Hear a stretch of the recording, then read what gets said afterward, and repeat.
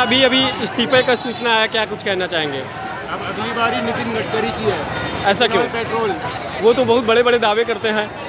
सब झूठे दावे हैं। अपने बच्चों की कमाई के लिए ये सब करना पड़ता है। हर बाप अपने बच्चों के लिए कुछ ना कुछ करता है। नितिन गडकरी भी वही कर रहा है। जो नया शिक्षा मंत्री आएगा उससे क्या उम्मीद करते हैं आप? इससे यही उम्मीद करते हैं कि इंडिया का जो एजुकेशन सिस्टम होना चाहिए वो फॉरेन को डिफीट करना चाहिए। बस यही उम्मीद है मुझे। क्या कहना चाहिए?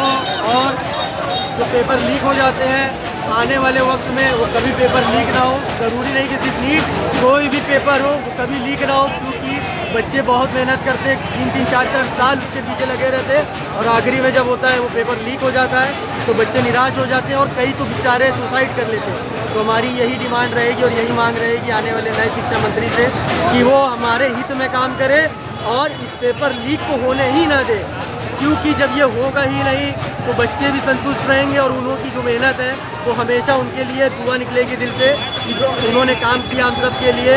क्योंकि हर बार पेपर लीक होता है, हर बार, चाहे वो पुलिस का हो, चाहे नीट का हो, चाहे टीईटी का हो, कोई भी किसी का भी पेपर आप देखिए वो लीक होता ही होता है। इस इस्तीफे से क्या फ़र्क पड़ेगा? वाकई में सुधार हो पाएगा? देखिए, कोशिश तो पूरी रहेगी। जब ये इतना बड़ा रेवोल्यूशन लाया गया है ये एनजीओ के जगह पर और छात्र के द्वारा, तो बिल्कुल थोड़ा तो इफेक्ट पड़ेगा ही। हम ये नहीं कहेंगे कि बिल्कुल ही बदल जाएगा, लेकिन ये एक नई शुरुआत हो सकती है यहाँ से। और भी चीज़ों के लिए हम, क्योंकि आने वाली जनरेशन हम है, तो हम ही चाहेंगे कि कल को और भी चीज़ों में सुधार लाया जाए और जो अपना भारत है वो सबसे आगे निकले, हम सबको पीछे छोड़ें। बहुत बहुत धन्यवाद। ये प्रोटेस्ट से एक चीज़ साबित हो गई है कि अब जो भी सरकार कुछ भी फैसला लेगी तो वो बहुत सोच समझ के लेगी, क्योंकि उसने यूथ की जो पावर है वो देख ली है। अब हर एक का नंबर ज़रूर आएगा। जो भ्रष्टाचार करेगा उसके खिलाफ भी प्रोटेस्ट अब होगा। अब और ये जितने भी छात्र हैं 16-17 साल के, हम तो काम करते हैं, हमने भी पढ़ाई करी है, लेकिन हम अपने भाइयों और अपने आने वाली फ्यूचर जनरेशन के जो लोग हैं उनके लिए हम ये खड़े हुए और हमने सक्सीड भी कर लिए आज। अब हर एक लोगों का नंबर आएगा। सरकार चाहे जो भी हो, हमें उससे फ़र्क नहीं पड़ता, बस जनता परेशान नहीं होनी चाहिए। सरकार से ये विनती है। और हम नितिन गडकरी जी से भी कहना चाहेंगे कि नितिन गडकरी जी, आप अच्छे आदमी हैं, हम लोगों के लिए सोचिए। और हम लोग एक बहुत ही मिडिल क्लास फैमिली से बिलोंग करते हैं, तो हम लोग अपनी मेहनत से, हमारे फादर अपनी मेहनत से थोड़ा थोड़ा बचा के हम लोगों को स्कूटियाँ और बाइक दिलाते हैं। तो आप अपने बेटे के लिए या किसी के लिए भी आप अगर 70 और 90 पेट्रोल आता है, 20 पेट्रोल आता है, तो उससे हमारे लिए सोचिए कि उससे हमारी हो रहा है और गाड़ियाँ खराब हो जा रही है और जो कंपनियाँ हैं वो भी हमको क्लेम नहीं दे रही और वो हमारे खेत नहीं पैसा जा रहा है। तो हम लोग आपसे निवेदन करते हैं कि हमारे बारे में और हमारे हित में और हमारे देश के बारे में सोचे। और जो जैसे पेट्रोल चल रहा था वैसे पेट्रोल चलने दें, 20 पेट्रोल को ख़त्म किया जाए, इसमें कोई भलाई नहीं है। आप जो 20 पेट्रोल है वो कंपनियों से 70 रुपये लीटर लेते हैं और 45 रुपये प्रति लीटर क्रूड ऑयल आप लेते हैं, तो आपको भी महंगा पड़ रहा है और हमको भी महंगा ही पड़ेगा। तो हमारी आपसे निवेदन है कि आप जैसे बैरन से पेट्रोल खरीदते थे कुछ ताज़ा पेट्रोल हमको दीजिए, उससे हमारी गाड़ियाँ हमेशा से हमारे बाप दादाओं के ज़माने से चलती आ रही है। ताज़ा पेट्रोल, वही पेट्रोल हमको भी दीजिए, हम भी वही से चलाएँगे। हमको और कोई डिमांड नहीं है आपसे, हमारे लिए हित में काम करें। आगे थोड़ा सा मेरा इस समय कह रहे हैं लगे हाथ वो नितिन गडकरी कभी लेके चले। वही बात मैं थोड़ा सा हरदीप पुरी पेट्रोलियम मंत्री और गृह मंत्री अमित शाह और उनका नितिन गडकरी अगर ये लोग नहीं देंगे मोदी कमाएंगे। मैं बस बात बोलना चाहता हूँ। ये भाई और भैया भाइयों बहनों, अभी मत रुक जाओ। ये अमित शाह का भी, नितिन गडकरी का भी, रेलवे मिनिस्टर का भी, सबका इस्तीफा लेके जाओ। कोई नौकरी नहीं कर रहे हो, हमारे पास नौकरी भी नहीं है, लगे रहो बनाने के लिए लगे रहो, धरने पे बैठे रहो। आपकी जो फंडिंग है वो ये मिलेनियल्स कर रहे हैं। मैं लेडी अपनी चॉकलेट क्यों है? बैठे रहो, धरने से उठो मत। भाइयों बहनों, फ्रेंड्स, उठना नहीं, बैठे रहो। सबका रेवोल्यूशन लेके आओ। आज एक ये क्या नाम है इसका, धर्मेंद्र प्रधान ने जो इस्तीफा दे दिया है, अब सबको इस्तीफा देना पड़ेगा। जो भ्रष्टाचार करेगा वो इस्तीफा देना पड़ेगा। जबड़ा हिल गया है, एक दांत टूटा है, जबड़ा हिला है, हम आगे भी लड़ेंगे। जाग चुका है। हमें किसी पार्टी से कोई लेना देना नहीं है, हमें काम से लेना देना है। हमारा मोदी ने पर्सनल नुकसान किया है, पर्सनल हमको रोजगार चाहिए। कभी ऐसा हुआ है किसी स्टूडेंट का पर्सनल नुकसान हुआ है, इसका जिम्मेदार खड़ा और नरेंद्र मोदी। क्या कहना चाहेंगे? हम कहना ये चाहेंगे कि हमारी छोटी सी मांग थी, बच्चों की छोटी सी मांग थी, वो दिल्ली पे जाके बैठे शांतिपूर्ण प्रोटेस्ट कर रहे थे और तो कुछ कह नहीं रहे थे, सरकार को किसी तरह का चैलेंज दे रहे थे। उन्होंने कहा कि भाई हमारी सीधी सीधी परीक्षाएं करा, कब अच्छे से दिल्ली में मारे हैं लोग, इसमें कोई कमी ना हो, दिल्ली में मारे हैं। छूट नहीं होनी चाहिए, बस इतनी बात कह रहे थे। उन्होंने मतलब इतना घमंड आ गया, हमारे अंदर बनाया हम ही लोगों ने, हमारे भी बच्चों ने, उनके माँ बाप ने बनाया। हमारे अंदर इतना घमंड है कि तुमने बच्चों के ऊपर कील वाली लाठियों से वार किया, तुमने गोली चलाई, बम चलाया, खैर हमारी ना बम खाने लायक थे, वो अपनी मांग कर रहे थे, वो चुपचाप बैठे थे। आज आपने जो उनके साथ किया है, आप भुगतेंगे और इतना भयानक भुगतेंगे, शायद आप भागने का रास्ता इस देश से नहीं मिलेगा। नरेंद्र मोदी वो व्यक्ति थे चाहे हो चुके हैं इस देश के भारत की अंदर, जनता ने हम अपने नहीं पाएंगे। आंखों पर बैठाया था। इन्होंने उनको अपना प्रधान माना हम लोगों ने। इन्होंने कहा ताली बजाओ, हमने ताली बजाया। इन्होंने कहा ताली बजाओ, हमने ताली बजाया। और इन्होंने कहा दीपक जलाओ, हमने दीपक जलाया।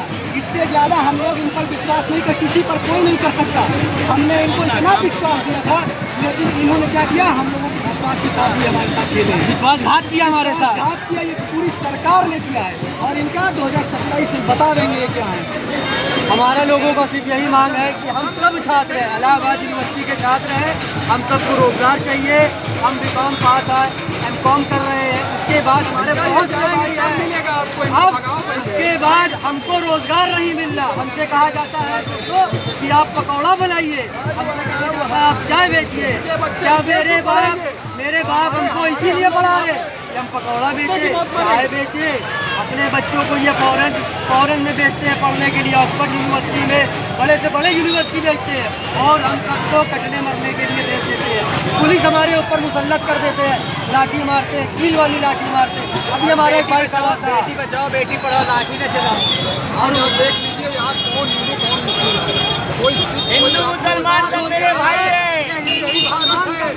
मुसलमान मेरे भाई है, मुसलमान सबसे पहले करते हैं, नहीं है ये भारत में।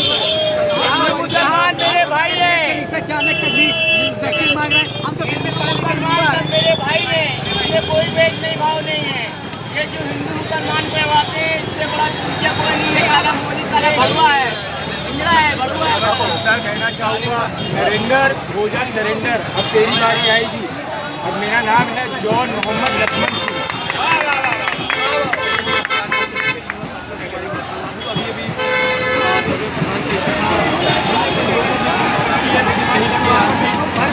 बचा हुआ है नितिन गडकरी और तमाम ऐसे भी राजनेता बचे हैं जो भ्रष्टाचार में लिप्त है, जिनकी वजह से देश में जीवा साथी है और हर व्यक्ति परेशान है। जल्दी उनपे भी एक बच्चे एक्शन लेने के मूड में है। आइए हमारे ये है कि कोई भी मिनिस्टर आता है, एजुकेशन में रिसर्चल होता है, तो मिनिस्टर सही से काम करे नहीं उसको भी उतार दिया जाएगा। कोई भी मिनिस्टर सही से काम नहीं कर देगा उसको उतार दिया जाएगा। जब तक लोकतंत्र पे आवाज़ उठी है, हमारा युवा खड़ा हुआ है और इस देश का युवा ही लोकतंत्र को बचा के रखता है। और ये हिंदू मुस्लिम करने वाले सरकार ये लोग लोकतंत्र का ऐसे कैसे कर रहे हैं। हमारा युवा आज ना खड़ा होता तो हमारे देश से डेमोक्रेसी खत्म हो जाती है।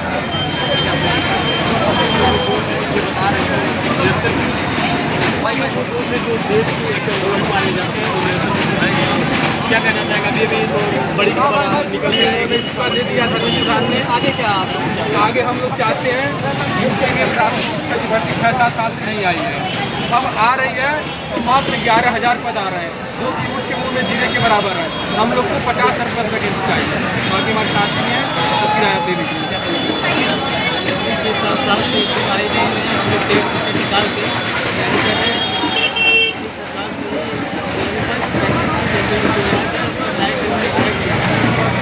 शिक्षा मंत्री आने वाला है, उसके विषय में कहाँ जाओगे? बैंगलोर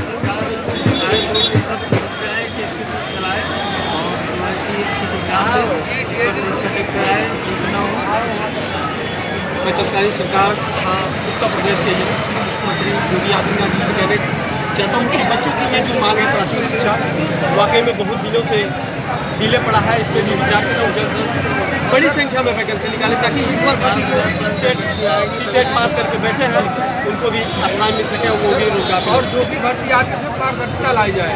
ये न हो कि जो शिक्षा नीति है उनका अलग जुगाड़ हो जाए, जो नेताओं के करीबी है उनका अलग जुगाड़ हो जाए, पारदर्शिता हो ताकि एलिजिबिलिटी के तौर पर सबको मिले, ना कि ऐसे कोई घूस दे दे किसी का कुछ ऐसा नहीं। तो पारदर्शिता से आप 50% वैकेंसी लाइए और हम लोग मौका जो भर्ती करने का हम लोग अच्छे शिक्षक बनेंगे, अच्छे शिक्षक बनेंगे, देश को भविष्य का निर्माण करेंगे हम लोग। चौथा स्तंभ जो हमारी मीडिया है, अपनी मीडिया अपना हमारे देश का चौथा स्तंभ आप लोग अपने से बचा लीजिए। यदि युवा जाग जाएगा चौथा स्तंभ सही करके रहेगा, इसलिए अभी भी सुधर जाइए आप मीडिया में रहिए। लेकिन इसलिए मीडिया गलत और बच्चों को भड़काने का काम करती है, युवाओं को डाइवर्जन का काम करती है, वो सुधर जाए। अभी भी वक्त है, अभी भी वक्त है। ये युवा जितना ग्रोथ में है वो आपको भी सुधार देगा। चाहे दिल्ली का जंतर मंतर ले लीजिए, जहाँ भी प्रोग्रेस हुआ है, जितनी छोटी मीडिया चैनल है, सिर्फ छोटा कहना चाहिए नहीं, जैसे आप हैं जितने मीडिया चैनल हैं उन्होंने रियलिटी दिखाई है। बाकी चाहे कोई भी मीडिया चैनल जो बड़े बड़े स्तर पे हैं, उन्होंने छात्रों को आतंकवादी चाइना से लिंक है, पाकिस्तान से नहीं दिखाया है। भाई हम लोग अपने हक की मांग रहे तो हम पाकिस्तानी बन जाते हैं।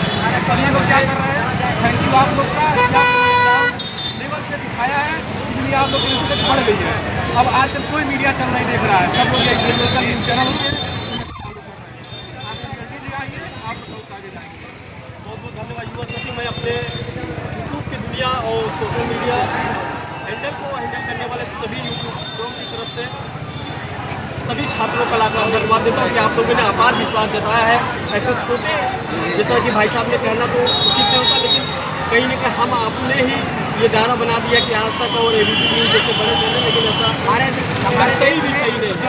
जो सत्य दिखाता है लोग उस पर विश्वास भरोसा करते हैं।